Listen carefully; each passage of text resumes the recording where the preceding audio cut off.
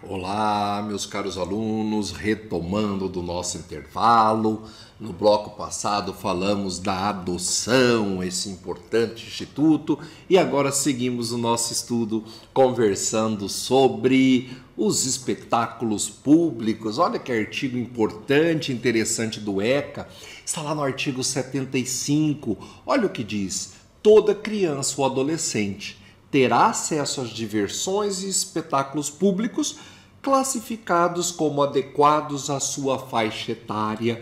Nós sabemos que todos devemos ter esse direito, né, de sabermos qual é a classificação do programa, do espetáculo, do filme que está sendo exibido na televisão. Nós precisamos saber isso para controlarmos o acesso dos nossos filhos. E o parágrafo único do ECA, do artigo 75, traz uma regra muito interessante. Olha o que ele diz: as crianças menores de 10 anos somente poderão ingressar e permanecer nos locais de apresentação ou exibição quando acompanhadas dos pais ou responsáveis. Significa o quê? Que se a criança tiver menos de 10 anos, mesmo que seja para assistir Galinha Pintadinha, né? Que não tem qualquer restrição de idade, se ela tiver menos de 10 anos, ela só entra e permanece num local de exibição de filmes, de programação, de um espetáculo, se ela estiver acompanhada dos pais ou dos responsáveis. Olha que regra importante. Nós não queremos, diz o ECA, crianças menores de 10 anos sozinhas ou acompanhadas de quem não sejam os pais ou os representantes, mesmo que a classificação seja indicada por aquele perfil. Aí a conclusão, portanto, ao contrário, é de que, se tiver 10 anos ou mais, ela poderá entrar sozinha em um espetáculo para assistir a uma exibição. Essa é uma importante regra do 75 do nosso estatuto. Outra regra bastante importante que eu chamo a atenção para vocês, que costuma cair bastante em prova de concurso, é o artigo 81 do ECA. Diz lá: é proibida a venda a criança ou adolescente de armas, munições ou explosivos, não posso, por óbvio, vender a crianças e adolescentes, bebidas alcoólicas, é inclusive crime vender bebida alcoólica para menores, produtos cujo componente possa causar dependência física ou psíquica, também não posso vender, fogos de estampido, aquele com menor potencial lesivo, ou de artifício, também não posso vender. Então não posso vender fogos, foguetes para crianças e adolescentes, exceto, e diz o ECA, se o reduzido potencial seja incapaz de provocar qualquer dano físico ou, em caso de utilização indevida, né? Aqueles traques, aquelas bombinhas que não causam nenhum dano, esses aí são autorizados para serem vendidos a crianças e adolescentes. Revistas e publicações impróprias, né, aquelas que contêm material pornográfico, etc. Não posso, por óbvio, vender a crianças e adolescentes. Tem que estar, inclusive, lacrada, né, num saco plástico. E isso é dever, inclusive, da banquinha de revista lá. Ela não pode deixar aberta e, se chegar, ela vai ser autuada, porque ela tem que deixar esse material lacrado, né, envolvido em saco plástico, etc. E uma questão que cai bastante na prova é essa, é o 81, inciso 6. Também é proibido vender a crianças e adolescentes bilhetes lotéricos e equivalentes. Muita gente não sabe dessa regra, mas é proibido. Então, para não estimular o jogo, então o ECA veda que se venda bilhete lotérico ou qualquer equivalente, né? Telecena, qualquer outro produto lá da loteria, eu não posso vender para crianças e adolescentes. Essa é uma questão que sempre cai em prova de concurso. Artigo 90 do ECA, olha outra regra bastante importante, precisamos ter bastante atenção. O ECA diz que As entidades de atendimento são responsáveis pela manutenção das próprias unidades, assim como o planejamento e execução do programa de proteção e socioeducativos destinados a crianças e adolescentes em regime de... E aqui passa a enumerar as inúmeras entidades de atendimento, que são entidades de orientação e apoio familiar, é um tipo. Segundo, apoio socioeducativo em meio aberto, são aquelas crianças que foram aplicadas a elas medidas socioeducativas, mas estão em meio aberto, ou seja, estão frequentando a casa, a escola e que vão lá para cumprir qualquer medida. Então, é também uma entidade de atendimento. É também entidade de atendimento, colocação familiar, acolhimento institucional, né, o abrigo, o antigo abrigo, que hoje chamamos de acolhimento institucional, prestação de serviço à comunidade, liberdade assistida, semiliberdade, internação. Ou seja, todas essas entidades, segundo 90 do ECA, compõem as chamadas entidades de atendimento. Que regra importante eu destaco em relação a elas? São os números. O examinador de um concurso, principalmente de ECA, gosta muito de números. E nós temos uma regrinha para elas. Essas entidades, elas para atuarem, tanto a família acolhedora, o acolhimento familiar, a prestação de família acolhedora, o acolhimento institucional, a liberdade assistida, internação, orientação familiar, todas elas precisam de um registro no Conselho Municipal de Direito da Criança e do Adolescente. E esse registro, ele, quando deferido, quando dado para essas entidades, esses registros terão um prazo de validade de 4 anos. Significa que a cada 4 anos, essas entidades do artigo 90, essas entidades de atendimento, precisam pedir a renovação por mais 4 e assim sucessivamente.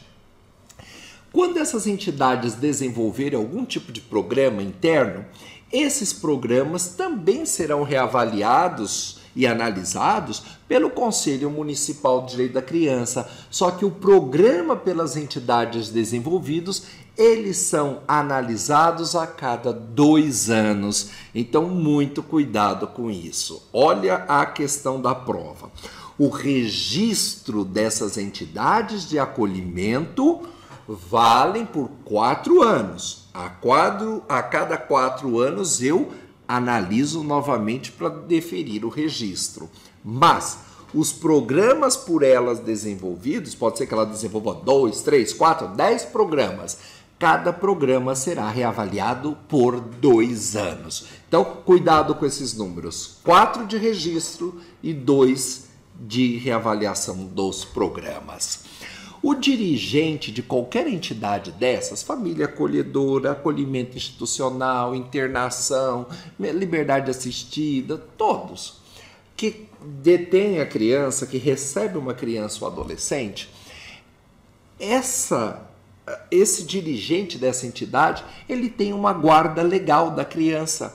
Eles são guardião por lei, porque determina o ECA assim. Está lá no artigo 92, parágrafo 1º do ECA. Então o juiz não precisa entregar para uma criança que está apreendida lá dentro da UNEI, da Unidade de Internação de Campo Grande, ele não precisa dar para o guardião um termo de guarda daquela criança ou daquele adolescente. No caso da UNEI, recebe somente adolescentes. Não pode receber, ele não precisa dar um termo de guarda. Por quê? Porque legalmente, com base no 92, parágrafo 1º do ECA, o dirigente da entidade é o responsável legal. Então o juiz também não precisa dar um termo de guarda para responsável por uma unidade de acolhimento institucional, um abrigo. Por quê? Porque o representante legal detém a guarda legal daquela criança, ok?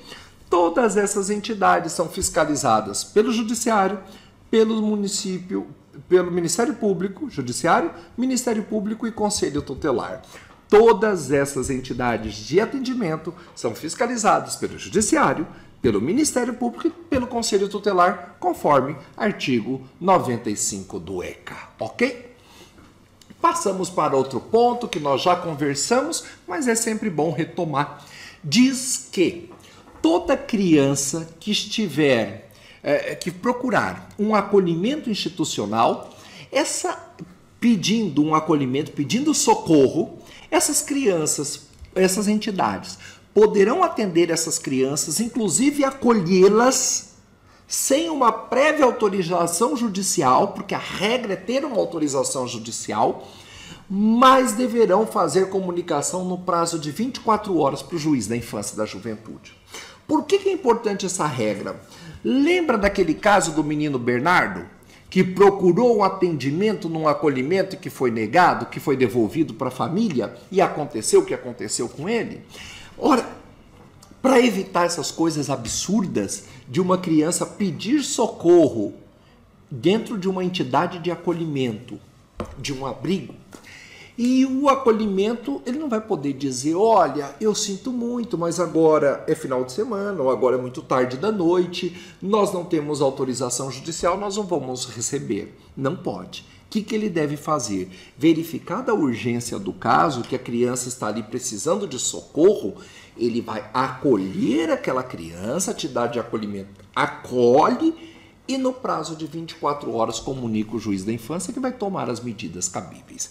Isso é uma regra que está lá no nosso slide 109, está a regra do artigo 93 do ECA. Outra possibilidade também de acolhimento sem uma prévia autorização do juiz está lá no artigo 101, parágrafo 2º do ECA, que diz: sem prejuízo da tomada de medidas emergenciais para a proteção de vítimas de violência ou abuso sexual, o afastamento da criança do lar é competência exclusiva do juiz da infância. O que quer dizer? Se a criança não foi lá no acolhimento pedir socorro, mas o conselho tutelar, por exemplo, ou outra entidade, visitar uma criança, ou como a polícia civil, e tomar conhecimento de que essa criança sofreu violência doméstica ou foi abusada sexualmente, não dá para deixar essa criança na casa dela ou na rua para pedir uma autorização para o juiz. Ora, essa criança corre perigo. Nesse caso, a medida é violência doméstica, abuso sexual, recolhe a criança, acolhe em um acolhimento e comunica em 24 horas o magistrado. É essa a regra, é esse o procedimento que devemos seguir, ok? Vamos falar agora sobre questões processuais do ECA, regras de processo que também são bastante cobradas. Primeiro caso é a isenção, está lá no artigo 141, parágrafo 2º do ECA. Todos os processos de infância e adolescência não têm custas, são isentos de custas e também não têm emolumentos. Significa, se eu precisar fazer alguma coisa num cartório, registrar uma adoção, fazer uma certidão, esse valor inicial não tem custas, porque o ECA assim determina, artigo 141, parágrafo 2º do ECA. É isento de custas e isento de emolumentos de taxas cartorárias, ok? Vamos para o próximo slide de número 111. Qual que é a competência para as questões da infância e da adolescência? Na parte cível do ECA, que nós chamamos de parte das medidas protetivas, a competência vai ser definida pelo domicílio dos pais ou dos responsáveis legais. Ou seja, primeiro eu busco essas ações pelo domicílio dos pais ou responsáveis e, em segundo, pelo lugar onde que a criança estiver na falta desses pais ou responsáveis. É a primeira regra que eu tenho. Na parte infracional, como que eu sei que é um juiz que vai atuar para punir aquele adolescente infrator ou adolescente em conflito com a lei, como chamamos hoje? Quem vai puni-lo será o local onde ele praticou a infração. Então, se um adolescente praticou um ato infracional aqui em Sidrolândia, de furto, por exemplo, quem vai punir é o juiz da infância de Sidrolândia. Se for em Terenos, se for Campo Grande, Campo Grande. Aí temos alguns detalhes. Súmula 383 do STJ, ele diz que a competência para processar e julgar as ações conexas de interesse de menor é, em princípio, do foro do domicílio do detentor de sua guarda.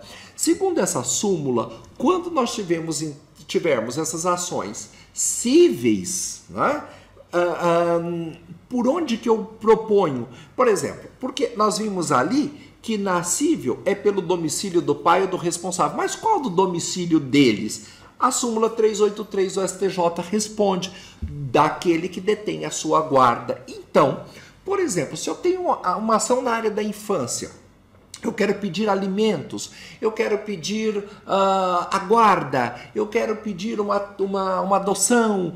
Por onde que eu começo? Eu pergunto: quem está com a criança? Quem detém a guarda de fato ou legal daquela criança? Ah, é a mãe. Então a ação eu vou propor lá na residência da mãe. Eu moro em Maracaju, a mãe está com a criança em Sidrolândia. Onde que eu vou propor essa ação? Lá em Sidrolândia. A mãe está em Campo Grande, o pai está aqui em Sidrolândia. A mãe está com a criança lá em Campo Grande. A ação, o pai vai ter que propor em Campo Grande essa ação, súmula 383 do STJ. E apesar de parecer uma regra de competência territorial, que é relativa, que pode prosseguir o processo lá normalmente, o STJ entende, e aqui eu trouxe um julgado para vocês de 2019, que é o conflito de competência 160102, conflito de competência 160102, o STJ diz que é competência absoluta. Então, a qualquer momento eu verifiquei que a criança está no lugar errado, né? A guarda não foi proposta no domicílio do detentor da guarda, eu vou encaminhar o processo para o juiz competente. Eu posso conhecer disso até de ofício.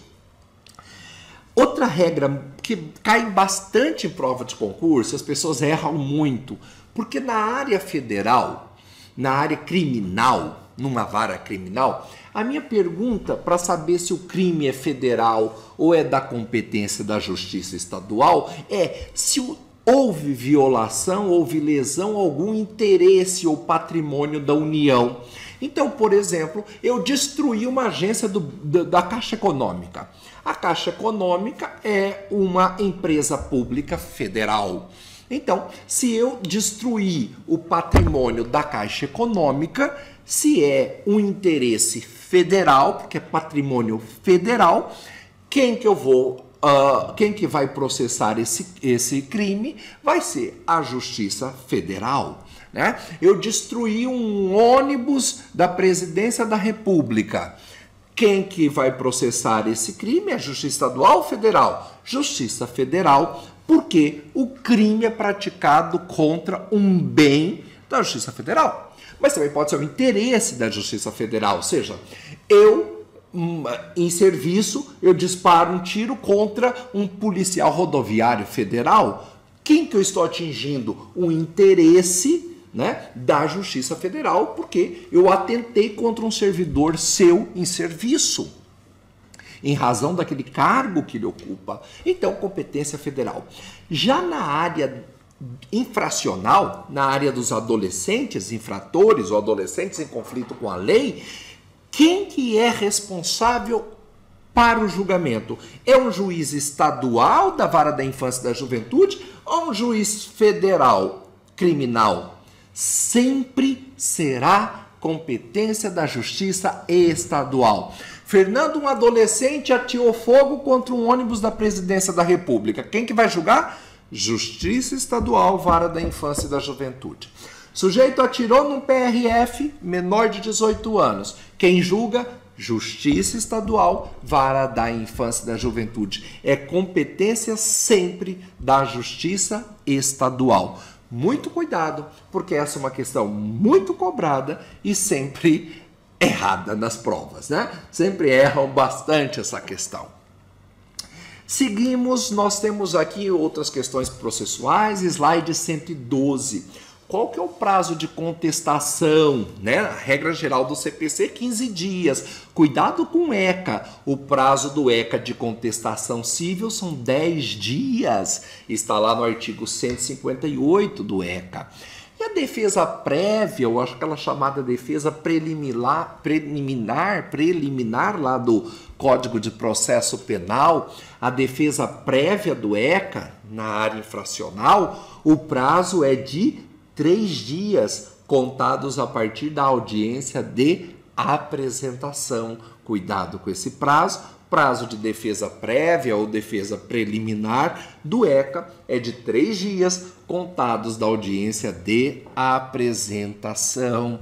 Outra questão que é muito comum e sempre me perguntam é: professor, precisa de advogado lá na área da infância para entrar com a ação na Justiça da Infância? Precisa de advogado? A resposta é a seguinte: se você vai entrar em um conflito, em uma briga na vara da infância, você vai precisar de advogado. Agora, se você não vai entrar num conflito, porque a questão já está praticamente resolvida, aí não precisa de advogado. Em que situação dá isso, Fernando? Por exemplo, se um pai já foi destituído do poder familiar. Então, o pai e a mãe já foram destituídos. Ele não tem mais, aquela criança ou adolescente, não tem mais no seu registro aqueles pais, porque o juiz já destituiu, já houve uma briga judicial e o juiz destituiu. Aí você quer adotar aquela criança. Precisa de advogado? Não. Por que não precisa? Porque não tem mais conflito. Basta você comparecer na vara da infância, fazer um pedido, assinar você mesmo e resolve o seu problema. Você pode pegar uma criança em adoção, se ela já estiver destituída ou tiver suspenso o poder familiar, porque nesse caso não haverá um conflito, né? Então não precisa de advogado, está lá no artigo 166 do ECA. Seguimos aqui, o 198 na questão processual nos lembra que a regra é usar toda a sistemática do ECA, mas subsidiariamente nós usamos o Código de Processo Civil. Qual que é a saída, Fernando? Qual que é a dica que eu dou? Se tem uma regra específica no ECA, por ser uma lei especial, prevalece o ECA.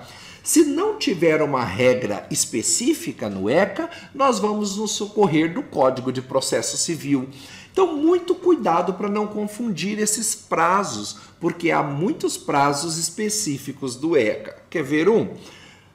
Os recursos no Código de Processo Civil, eles são interpostos com preparo. Eu tenho que pagar os valores das custas para poder recorrer.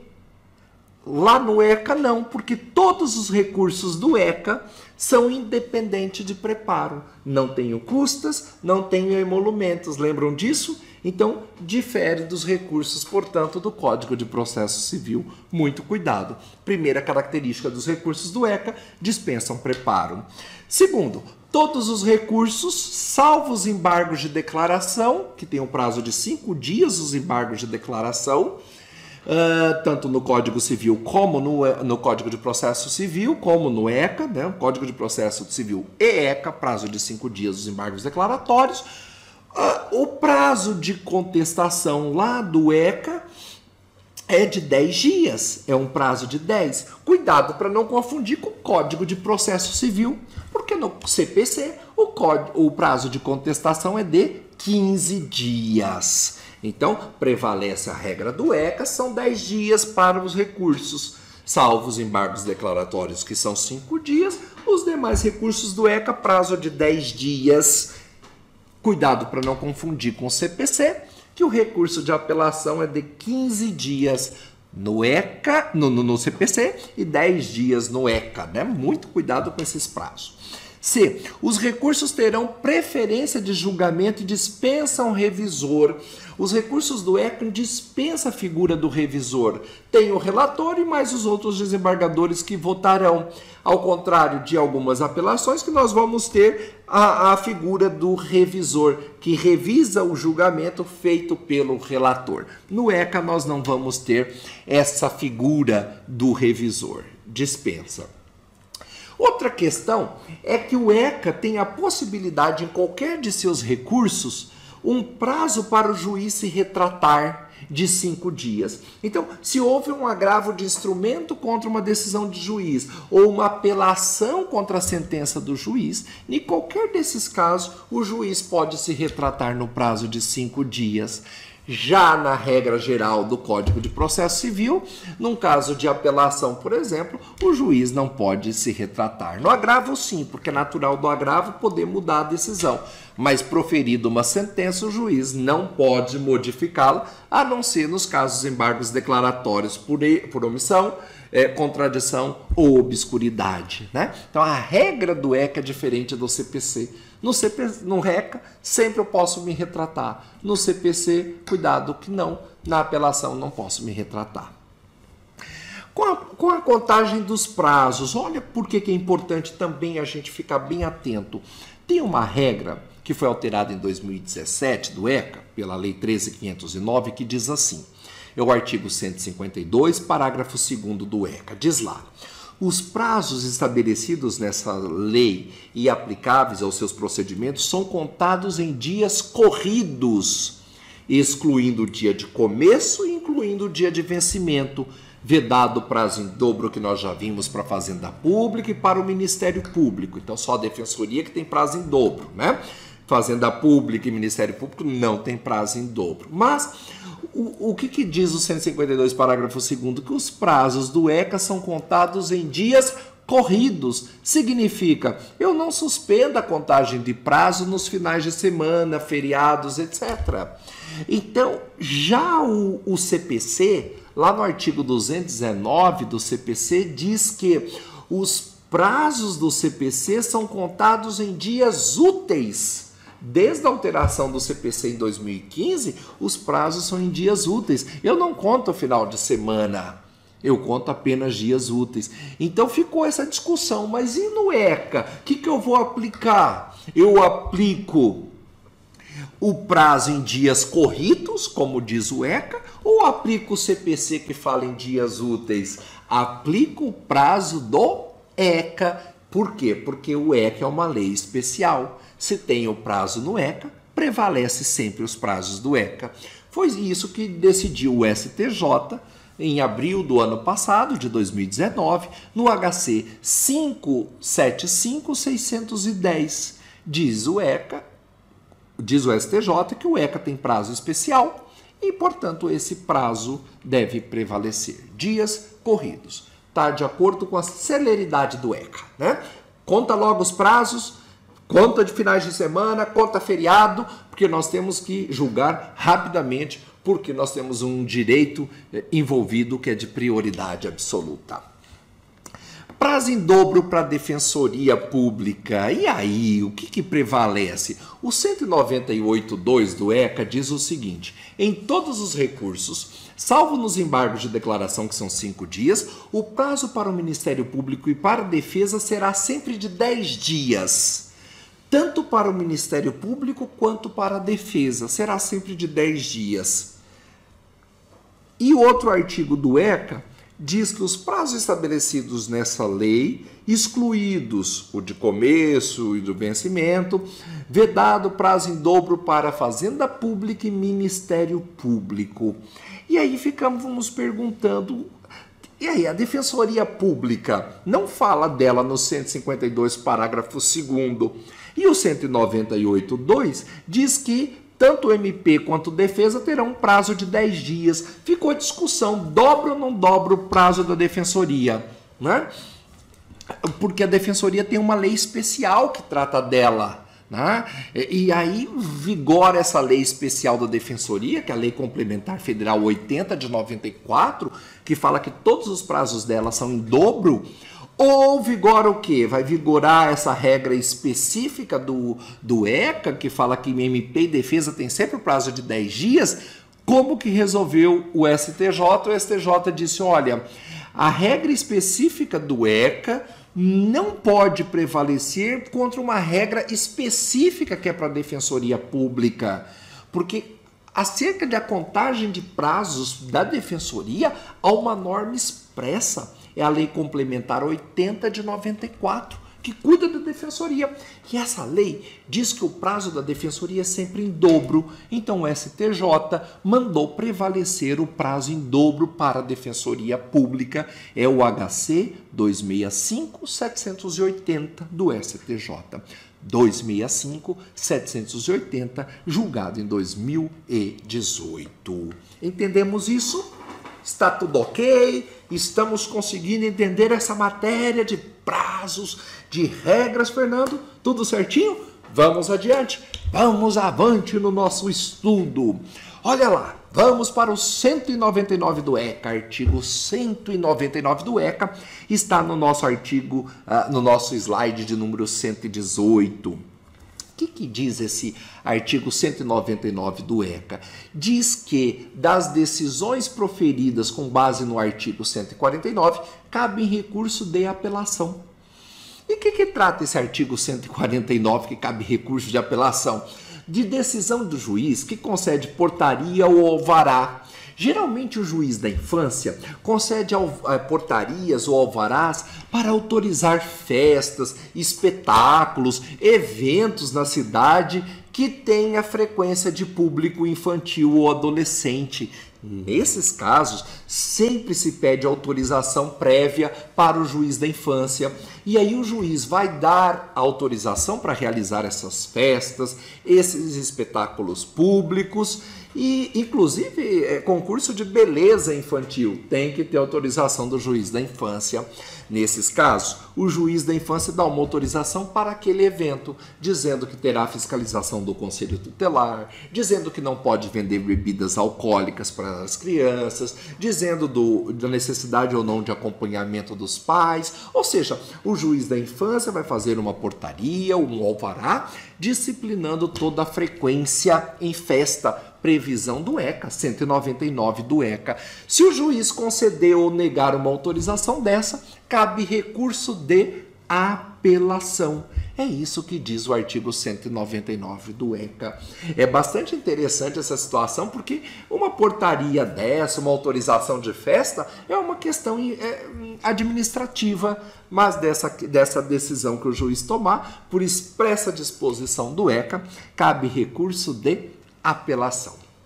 Outra decisão muito importante que o STJ concedeu, o STJ disse que, olha, juiz da infância, não vale portarias e alvarás genéricos para todo tipo de evento.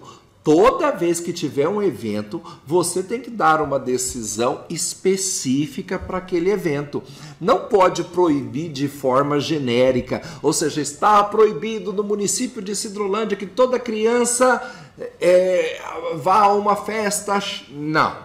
Tem que falar qual é a festa X, quais são as regras para aquela festa. Não vale uma portaria para todas as festas. Foi isso que decidiu o STJ no recurso de número 1.292.143. 1.292.143. É um recurso especial que o STJ decidiu dessa forma. Outra característica do ECA no recurso de apelação, vale muito a pena falar dessa questão. O CPC, como regra, ele traz um efeito devolutivo e suspensivo. Devolva a matéria para o tribunal, devolutivo é inerente a todo recurso. Devolva a matéria para o tribunal, mas o CPC, a regra, está lá no 1012 do CPC, é que dê um efeito suspensivo, ou seja, o juiz profere uma sentença em primeiro grau e encaminha essa decisão para um recurso de apelação para o tribunal julgar. Enquanto o tribunal não julga, o juiz aqui não cumpre a decisão, né? Essa é a regra do CPC. A regra do ECA é diferente, porque o ECA trabalha com urgência. Então, a regra do ECA, vocês vão ver aí no slide, é efeito devolutivo apenas. Devolva a matéria para o tribunal, mas sem efeito suspensivo. Ou seja, o juiz já vai cumprindo as suas decisões. Ele não para esperando o tribunal decidir. O efeito dos recursos do ECA é apenas devolutivo, não é suspensivo. Ao contrário do CPC, que é devolutivo e suspensivo, tá bom? Então, há exceção a isso? Ah, Fernando, quando que a decisão de um juiz terá um efeito suspensivo no ECA, quando o juiz trabalhar com adoção internacional? Porque já imaginou se o juiz julga uma questão de adoção internacional, pega a criança, some do Brasil e aí o tribunal fica sem condições de reexaminar aquela decisão. Então, para evitar isso, em caso de adoção internacional, aí sim o efeito será suspensivo. E outra hipótese que também está no 199A do ECA é quando o juiz tiver uma situação de dano irreparável ou de difícil reparação. Nesse caso também, como regra geral, o tribunal poderá dar um efeito suspensivo na decisão. Mas a regra do restante, olha lá o 199B, né? Do ECA, a regra é somente o efeito devolutivo. Essa é a regra geral, né? Ok? Vamos fazer uma outra pausa. Fazemos uma pausa porque nós encerramos a parte de medidas de proteção, a parte civil do ECA. E no próximo bloco nós vamos falar da parte infracional, dos atos infracionais. Voltamos depois de um café.